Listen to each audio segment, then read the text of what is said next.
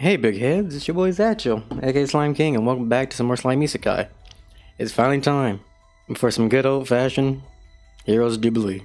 The good version, because we get magic crystals. Yeah, standard stuff. We're gonna do a run, show how great we are with getting bad RNG, and the moment I decide to record, my cat is just like, oh, he's doing something. Toxic. Anyways, yes, here's my scores. Pretty good so far, you know?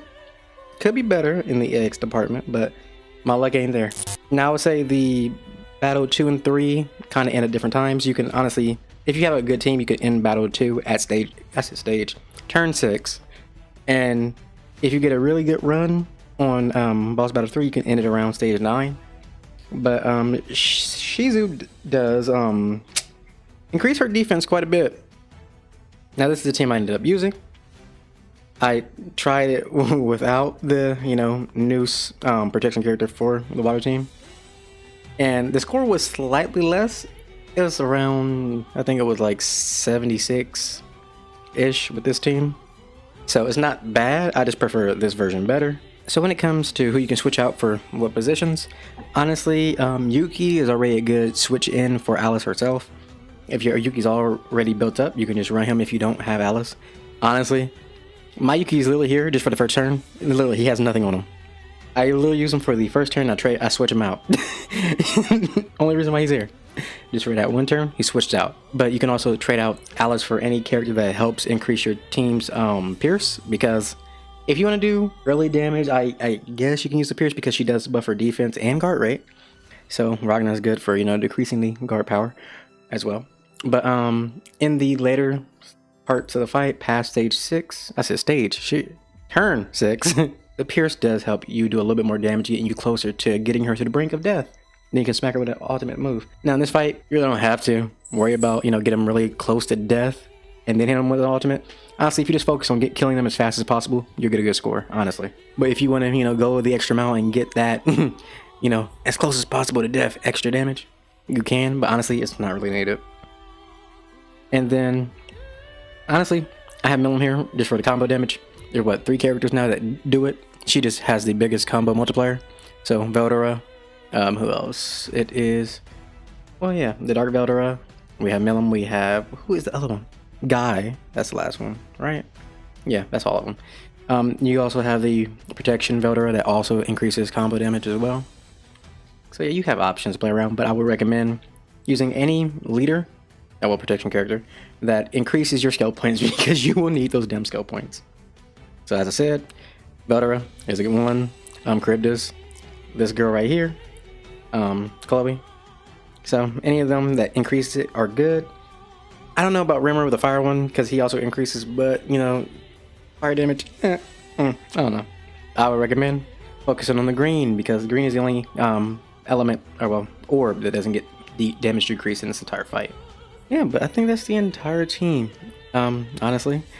But let's just hop into a goddamn gun. Oh, I'm sorry. Also, Sui is here just for damage. He's our damage dealer. All right, so here we are, turn 1. This is what I mean when I say Yuki's here for one thing and one thing only. This, those 2 blues at the end? Yeah, this is his one job. I used to use Alice for this, so I was like, but then I gotta worry about the skill cost later on, and it's a hassle. So I literally just use him for that one part, and then he's out for the rest of the fight. So, I mean, yeah, it's kind of fucked, but, I mean, hey, he served his purpose. And then we'll do it in this order because Alice does the least amount of damage, Ragnar is middle, and obviously Sui does the most. So, put them in that order, obviously, because just how the damage adds up. And look at that, a good little bit of damage already. And then on her turn, she'll instantly go to the damage increase and the, I think it's crit resistance, I believe. And it's going to be like this for 5 turns? Oh, 4 turns. I was off by 1. Yeah, but we're going to be here for a minute. So, at this point, I'm just focusing on getting alts. I usually go for an alt with Sweet and Alice, and then Rag, is just chilling in the back. So, let me see. Honestly, fat fingers. We can get away with this. I don't expect to do any damage right now. And neither does my cat, because she's over here bothering me again. Hello. You don't care for me when I'm doing anything else. Well, the moment I start recording, you just all up in it, huh? Anyways, don't mess with the mic. Why are you like this? Why are you like this? You got toys everywhere. You choose to mess with the mic. Why are you like this? Anyway. Oh, I'm being abused by my own cat.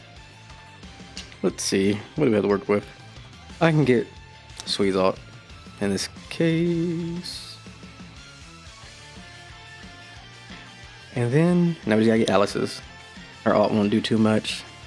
Usually these bosses who have constant ults or well can ult really fast, they don't usually hurt that much, especially her, who's more focused on defense.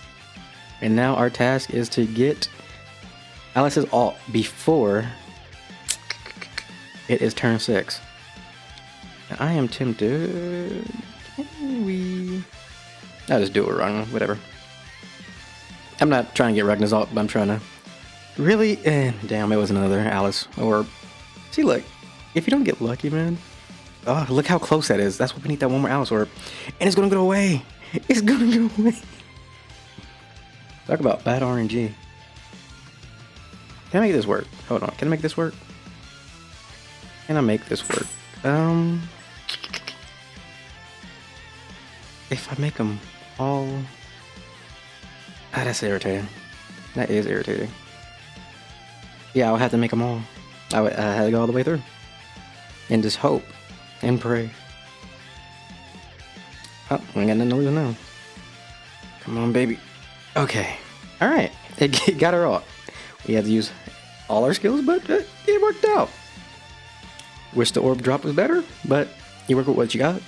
Next turn, defensive buff will go away. And this is the main time you'll get most of your damage in. So it's gone. Let's do it to her. So, we're going to pop Chloe. Also give us more combo damage, and then we're going to pop her other ability, which is the Pierce, but also it decreases water resistance. And then we're going to smack her in the goddamn mouth, because, yeah. And this is where the majority of our damage will come from. Look at those big old chunks. And then this one, smack. And then Sui will get her past half. Beautiful. We gotta make it work. Now, I honestly can't remember. Hold on. I just died a little bit on the inside. I can't remember if it's this turn or next turn where she actually knocks down the damage of all blues. So that being the case, and me not knowing, I'm just going to do it now, especially because she still has the water resistance debuff on her, so we'll still do a decent damage. So it is great that that lasts for 2 turns. Now honestly here, we have Chloe again, so we could pop her and change all these. Oh, I was right, thank God. Look at that muscle memory. But we do have Chloe again, so we could change all these orange to green. Guess another effect of her. But do we really need to is a real question. I would say yes, because at this point, we're not really worried about using Chloe for the combo damage. Honestly, we have Millam in the background for that. That's why she's here, for the second use of it. But Ragna, can we use yours? Because honestly, this is not that great of a run, simply because we cannot. We won't be able to get another ultimate in time. So this might be a 10-turn run, which kind of sucks, but we'll just use Ragna's ult. We honestly won't do too much damage, because even though the defensive buff is gone, she still has guard, so that's why in the later half, you know, having Pierce would help, because it also gets through it, but the ultimates always go right through. Now we do have enough skill points to use Millam, but we have no ultimates. That's the sad part. And it's looking like a turn 10 run. Because then if we pop all these, I think only Ragnar will get his ultimate. Yep, it's only Ragnar. Oh, we're just gonna do it. Whatever. You gotta work with what you got. Every run can't be great.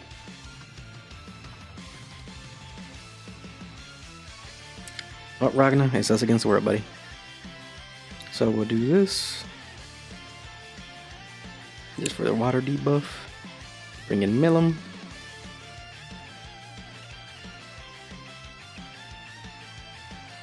And now, just because I can, why not?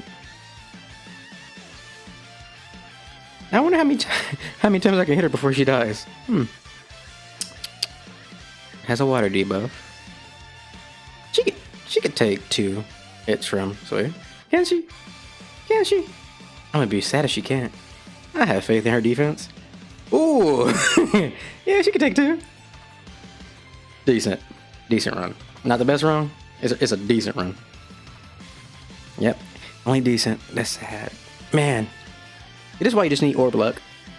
You just really need orb luck. But it's not terrible. Yeah, but that's usually how I get the job done. If you have great orb RNG with this team, you get a pretty high score. As you see, 81. This team does great on the second stage. It got a 108 score there because on turn 6, popping those skills, you'll wipe her off the fucking face of the earth. Shizue will not survive. So yeah, that's pretty much the strat. You know, you either get it done at turn 6. Well, if you're on stage 2, you can get it done at turn 6. If you're on stage 3, you're really looking for that 9 at most.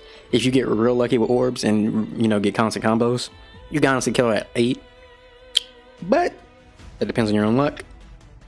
I've only killed her at 8 one time. That's how I got to 81. And I got really lucky. As you can see, sometimes the orbs just aren't in your favor. So even if you have a plan, it doesn't always go that way. But yeah, see you on the next one. Bye-bye.